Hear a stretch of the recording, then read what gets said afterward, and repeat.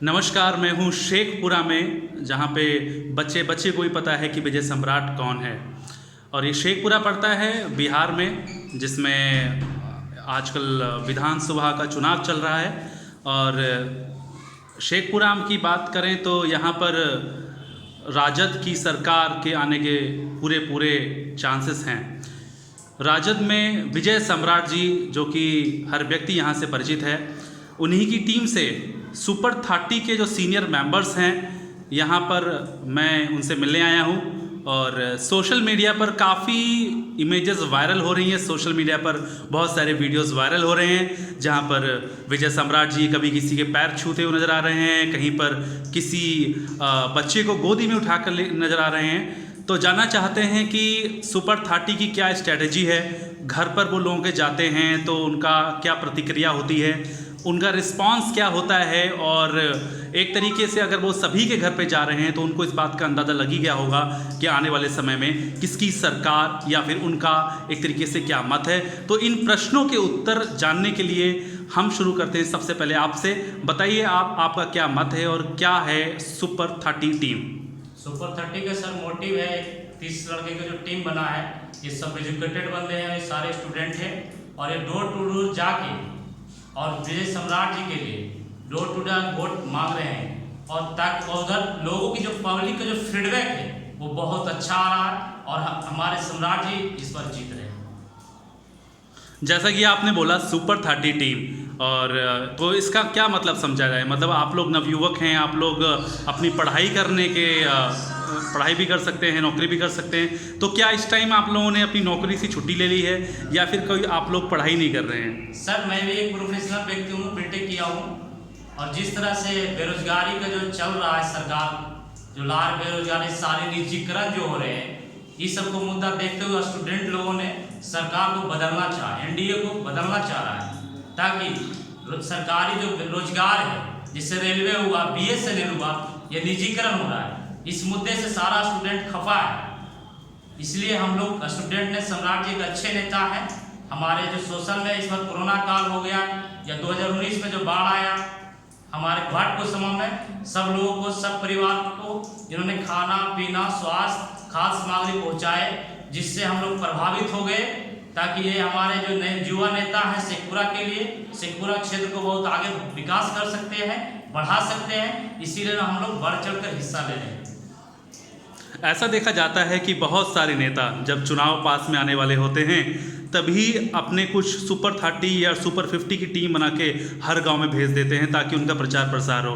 लेकिन जैसे ही चुनाव खत्म होते हैं वो अपने हाथ और पैर दोनों पीछे खींच लेते हैं। इसमें कितनी सच्चाई है? सर ये सच्चाई नहीं है, बिल्कुल सच्चाई है, 100% सच्चाई है। आपकी बात से हम सहमत। लेकिन हमारे सम्राट जी जो सुपर 30 का टीम बनाए, हम लोगों ने सुपर 30 का टीम कोई सम्राट जी हम लोग को कोई सैलरी नहीं दे रहे या कुछ नहीं दे रहे जो हम बने। हम लोग उनके काम से प्रभावित होकर जो हमारे कोरोना काल का जो गरीब गुरबा जितने भी अनाज में बांटे, जो बाढ़ आता है उसमें करते, कभी स्वास्थ्य हो, उसमें कोई दुर्घटना हो गई उसमें पहुंचते, वो रात हो या दिन हो, जब भी उनको सूचना पहुंचता है कि यहाँ ऐसे, वो तुरंत पहुंचते। इस सारे काम से सारे युवा लोग प्रभावित हो गए कि हमारे क्षेत्र में एक ऐसा नेता है जो कि हमारे क्षेत्र को विकास कर सकता है, इसलिए हम लोग जुड़े हैं।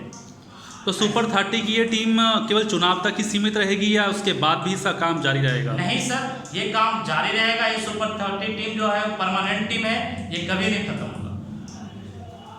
ठीक, अब मैं आपसे एक क्वेश्चन करना चाहता हूँ। आप मुझे बताइए कि आप काफ़ी यंग हैं और आपका पढ़ाई का उम्र ऐसा लगता है कि आप स्कूल जाते होंगे, कॉलेज जाते होंगे। आपका क्या उद्देश्य है सुपर 30 की टीम में जुड़ने के लिए? मेरा यही उद्देश्य है कि अभी जो नरेंद्र मोदी हैं, जो कि जातिवाद के मुद्दा पर लेकर वो चुनाव लड़ते हैं, इसीलिए हम लोग सुपर 30 का स्टूडेंट होकर हम सुपर 30 टीम इसलिए ज्वाइन किए हैं ताकि हर एक से पूरा विधानसभा के गाँव के जनता के पास डोर टू डोर जाकर उनको जातिवाद से हटाकर बढ़िया से बढ़िया नेता, बड़े भाई विजय सम्राट जी के जैसा नेता को चुनने का अपील करते हैं। और इनका जो बढ़िया काम होता है, इनका वो उनके बीच में रखते हैं कि कोरोना काल में गरीबों का मदद किया, बाढ़ग्रस्त घाट के समापन खंड का जो समस्या होता है हर एनी टाइम तत्पर रहते उसको समाधान करने के लिए। इसी कारण हम लोग सुपर 30 टीम में ज्वाइन हुए हैं। आपको नहीं लगता कि ये बहुत ही जल्दबाजी है, क्योंकि जो आपकी उम्र है ये पढ़ने वाली उम्र है, कुछ नया काम करने वाली उम्र है, और इतनी कम उम्र में आप विजय सम्राट के शेखपुरा मिशन में आप जुड़ गए हैं। इसका मतलब साफ साफ है कि आपका जो एक बढ़ावा है, आपका जो विचार है वो भी राजनीति की तरफ है, पढ़ाई की तरफ बिल्कुल नहीं है। सर मेरा जो विचार है एकदम पढ़ाई की तरह है, लेकिन हम लोग मजबूर होकर पढ़ाई का लॉकडाउन के चलते हम लोग का पढ़ाई बंद हो गया।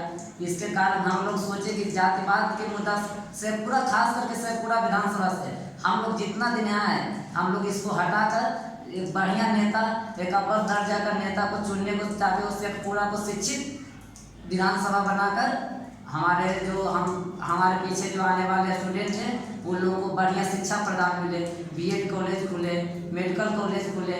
ये सब इनका सबसे पहला मुद्दा है कि शेखपुरा विधानसभा में अगर जो विजय सम्राट जी विधायक बनते हैं तो सबसे पहले ये स्टूडेंट के लिए बड़े बड़े कॉलेज खुलवाने का काम करें। जी, अगला प्रश्न मैं आपसे पूछना चाहूँगा कि अभी जो विजय सम्राट जी का लाइव वीडियो सेशन हुआ था उसमें कई सारे क्वेश्चंस आए थे कि यहाँ पर अच्छे अस्पताल नहीं हैं, एक भी महिला अस्पताल नहीं है जो कि महिलाओं से संबंधित बीमारियों का इलाज कर पाए, और ना ही कोई सुविधाएं हैं। तो इस पर आपकी टीम क्या कर रही है? जब आप गाँव जाते हैं तो आपने वहाँ पर क्या विचार लिया, क्या उनका मत है हॉस्पिटल्स के लिए?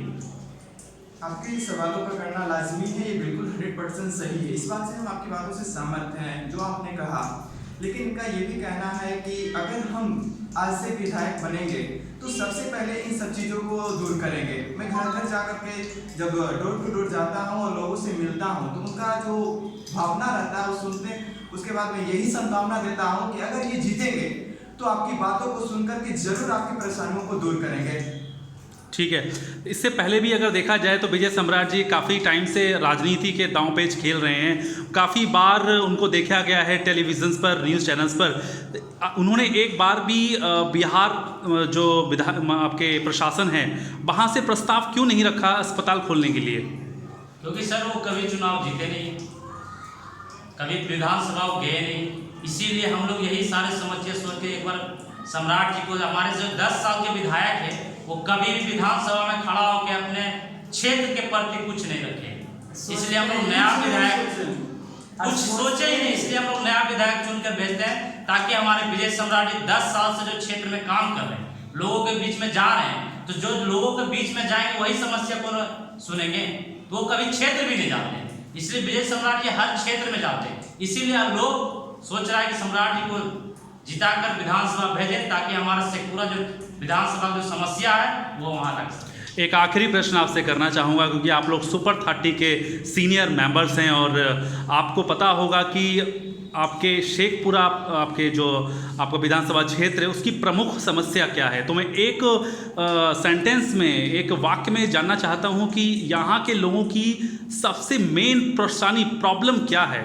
सर मेन परेशानी बेरोजगारी, शिक्षा, स्वास्थ्य, ये 3 मेन बेरोजगारी मेन चीज है। तो सबसे पहले किस पर फोकस करना जरूरी रहेगा और क्यों? सबसे पहले सर बेरोजगारी और शिक्षा पे और स्वास्थ्य, तीनों एक अहम भूमिका है। ये भी तीनों एक पायदान है जो हमारे लाइफ को आगे बढ़ा सके। हमारे समाज के लिए 3 ऐसे तत्व हैं जो ये 3 नहीं रहेगा, यदि पिलर अगर घर पे 3 नहीं रहेगा तो छत गिर जाएगा, वही हाल इसका है। यदि ये 3 नहीं रहेगा तो पिलर गिरेगा ही गिरेगा। आप सभी लोगों का, सुपर 30 टीम का बहुत बहुत धन्यवाद। आपने अपना कीमती समय दिया और जो सच्चाई थी आपने उससे अवगत कराया। मैं उम्मीद करता हूं आने वाले समय में हमारे विजय सम्राट जी की सरकार हो और जो भी सपने हैं जो शेखपुरा की जनता ने देखे हुए हैं वो जरूर पूरे हों। आप सभी लोगों का बहुत बहुत धन्यवाद। Thank you. विजय सम्राट जिंदाबाद।